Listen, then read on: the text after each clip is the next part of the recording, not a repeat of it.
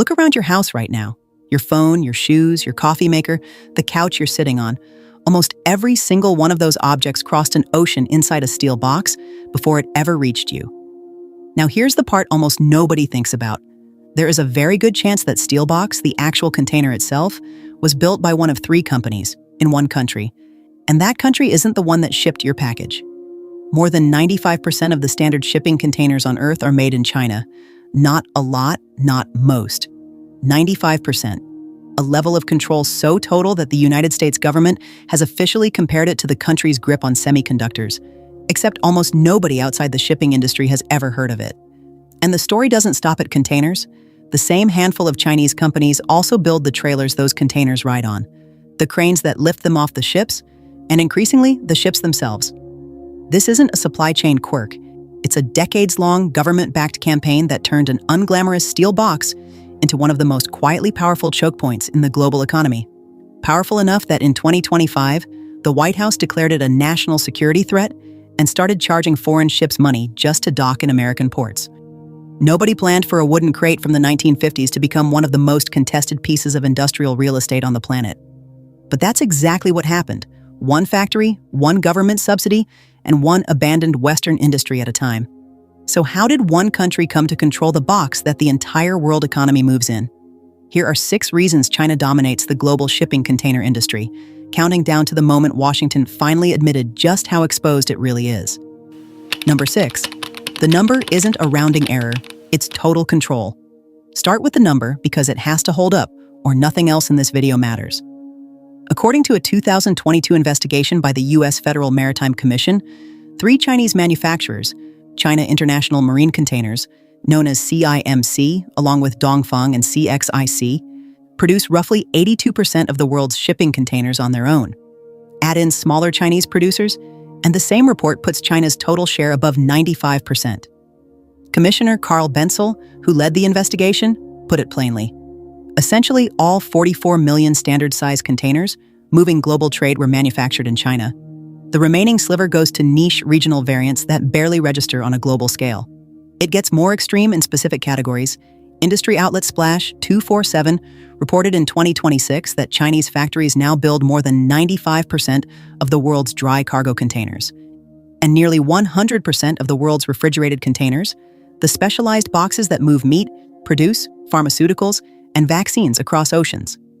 CIMC alone, founded in Shenzhen in 1980, has been the single largest container manufacturer on the planet since 1996, and by some measures now holds more than half the global market by itself, operating over 250 manufacturing sites worldwide. This isn't 3 companies that happen to get good at welding steel boxes. It's a coordinated national industry, and every one of those firms answers, directly or indirectly, to the Chinese state. That matters more than it sounds like it should, because a box is a strange thing to build a monopoly around, until you remember that literally nothing crosses an ocean without one. But here's what should actually worry you. America held this exact throne once. So did Japan, so did South Korea. Each one lost it, quietly, without a fight, without most of their own people ever noticing it slip away. So how do you lose an entire global industry without anyone raising an alarm? Stay with me, because reason 5 is the part they never taught in school. Number 5, China didn't win the container industry, everyone else left it. Container manufacturing wasn't born in China. It started in the United States, drifted to Japan in the 1960s as that country's manufacturing base boomed, moved to South Korea through the 1970s and 80s, and finally landed permanently in China by the 1990s, according to industry analysis from Bastion Research. Each handoff followed the same pattern. Whichever country had the cheapest, most efficient heavy industry base at the time got the business, until China simply refused to let go of it. Freight industry analyst firm Drury, cited by FreightWaves, describes the shift bluntly. Container manufacturing migrated from South Korea to China through the 1990s specifically because the Chinese government supported it, time to align with the country's broader export ambitions. Once China joined the World Trade Organization in 2001, the shift became permanent. It wasn't just cheap labor, although that mattered. Chinese factory wages in the 1980s and 90s were a fraction of American or Korean wages. It was that China built the entire ecosystem around the box, not just the factory that welds it. The steel tells the real story. Containers are built almost entirely from Corten steel. a corrosion-resistant alloy engineered to survive years of saltwater exposure. According to data supplied to American shipper by S&P Global Platts, U.S. hot-rolled coil steel has averaged 28% more expensive than Chinese steel over the past decade, and at times has cost nearly double. When your primary raw material, your fabrication clusters, your component suppliers, and your coating facilities all sit inside the same tightly integrated industrial zone, cost efficiency isn't a strategy. It's just physics. A theoretical American container factory wouldn't just be paying more for labor, it would be paying nearly double for the steel walking in the front door before a single box gets welded. That's why even when American or European companies wanted to compete, they simply couldn't. The economics weren't close. Historians who study the offshoring wave point to the same underlying trigger. After Deng Xiaoping's economic reforms opened special economic zones in the late 1970s and early 1980s, cities like Shenzhen, where CIMC itself was founded in 1980, grew from small fishing towns into manufacturing hubs of millions of people within a generation. Container production didn't just move to China, it moved to the exact cities China had spent a decade preparing to receive it, with the ports, power grids, and worker housing already built before the first order ever arrived. Now watch how fast this escalates. Once you own the box, the next move is obvious. Control the thing the box can't move without. And it's not about steel prices anymore. It's a piece of equipment sitting under every single truck at every American port right now, and almost no driver has ever thought to ask who built it. You're about to find out. Number 4, it's not just the box, China also controls what the box rides on. A shipping container is useless the second it comes off a ship unless something can carry it inland. That something is called an intermodal chassis, the wheeled trailer frame that a truck hooks up to move a container out of a port. And China's grip on that market is almost as absolute as its grip on the container itself. The same 2022 Federal Maritime Commission investigation that revealed the 95% container figure found that 3 Chinese manufacturers control 86% of the world's intermodal chassis supply, largely the same corporate families that dominate container production, including CIMC's own chassis division. A group of American manufacturers, Cheetah Chassis, Hercules, Pitts Enterprises, Pratt Industries, and Stoughton Trailers, formally petitioned the U.S. government in 2020, arguing Chinese chassis imports were being sold in the U.S. below fair value and materially injuring domestic producers. The U.S. International Trade Commission agreed. Tariffs on Chinese-made chassis, which started at 10% in 2018, climbed to 25% the following year, and by May 2021 had been raised to a staggering 246%, according to reporting from Hilco Global. Think about what that tariff number actually represents. Governments don't impose a 246% tariff on a product unless they've concluded the alternative, doing nothing, is worse than nearly tripling the price of the good just to break the dependency. That's not a minor trade dispute. That's Washington effectively conceding it had no other way to protect what was left of its own chassis manufacturing base.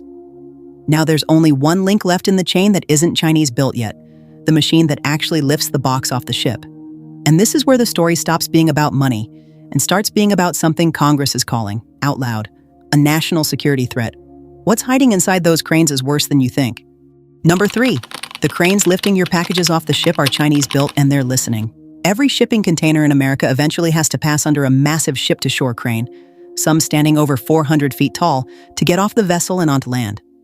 According to reporting by the Wall Street Journal, roughly 80% of those cranes at U.S. ports were built by one company, Shanghai Zhenhua Heavy Industries, known as ZPMC, a Chinese state-owned manufacturer that also holds an even larger share of the market in Europe. In 2024, a joint investigation by the House Committee on Homeland Security and the House Select Committee on the Chinese Communist Party found something unsettling embedded inside those cranes.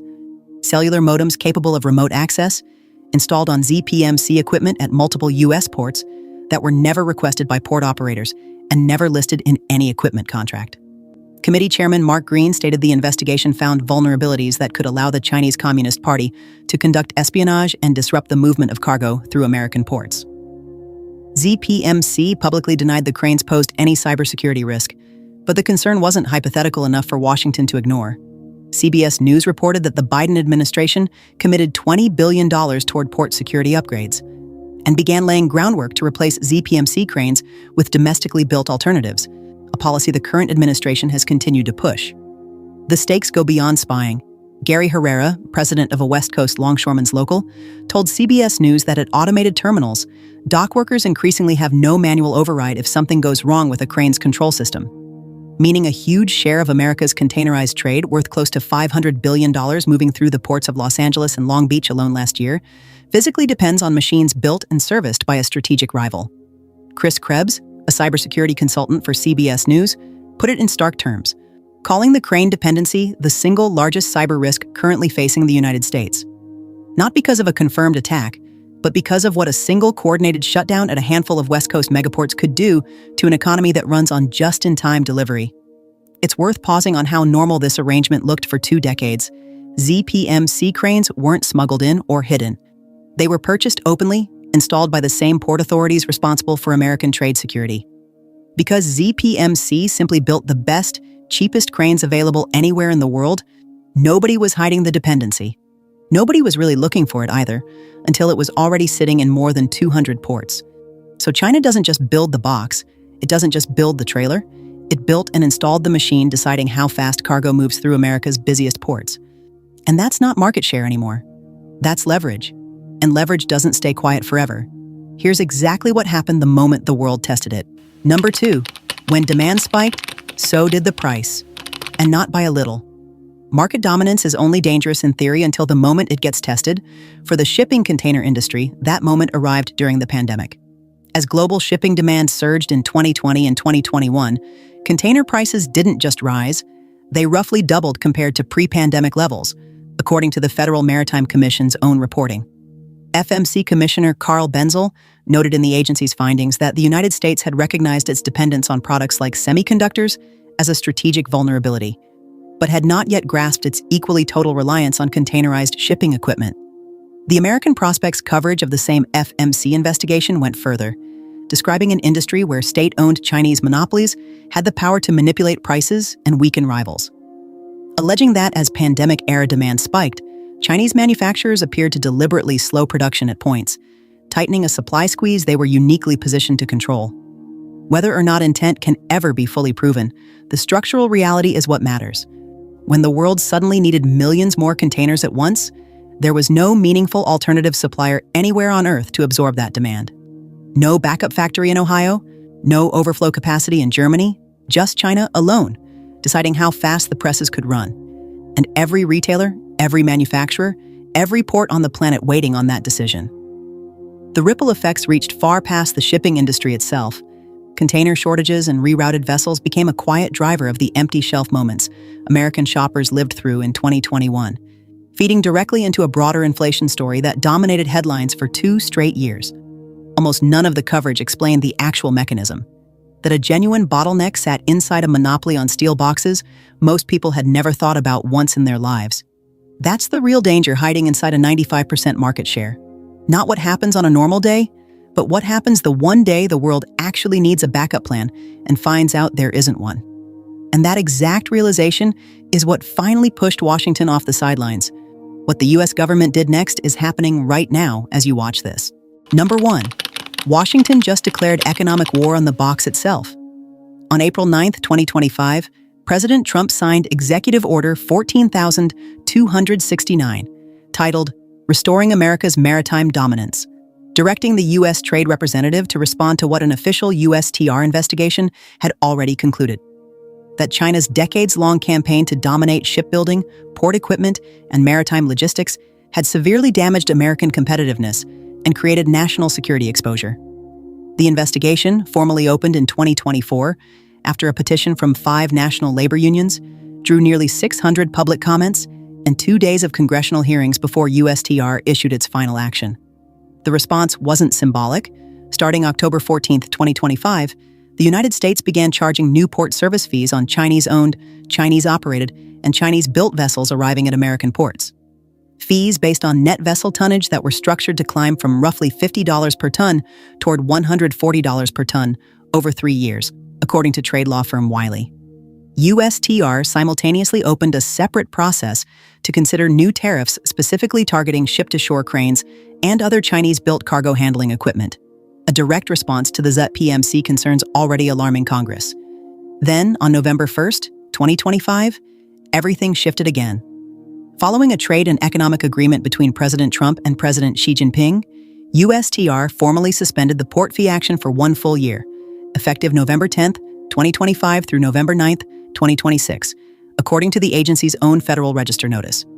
Most public comments submitted in response supported the pause, citing lower shipping costs and a chance to negotiate a longer-term solution, while the U.S. tries to rebuild its own shipbuilding and equipment manufacturing base from almost nothing. That pause is the whole story in miniature. The United States didn't back down because the threat stopped being real. It paused because it still doesn't have a functioning alternative.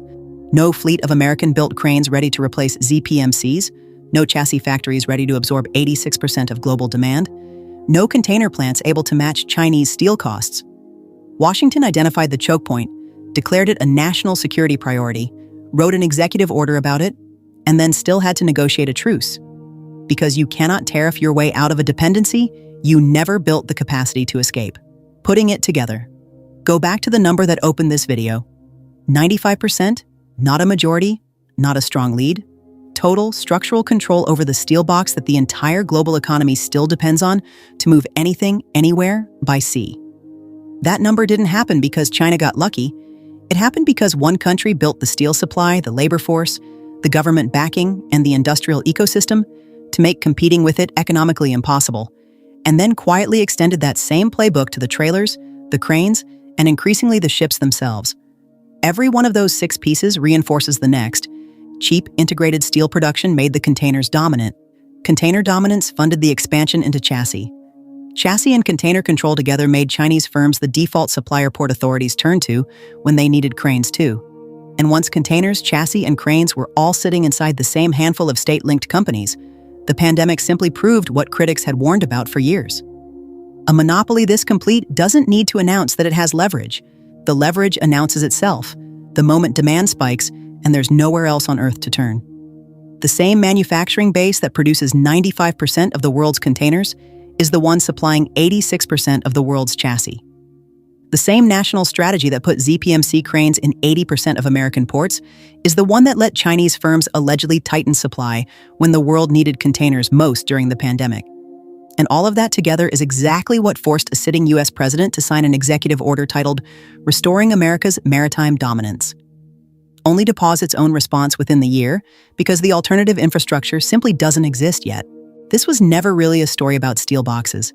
It's a story about what happens when a country spends 30 years building total control over something so unglamorous, so easy to overlook that almost nobody outside the shipping industry noticed until the number hit 95% and the government finally said it out loud.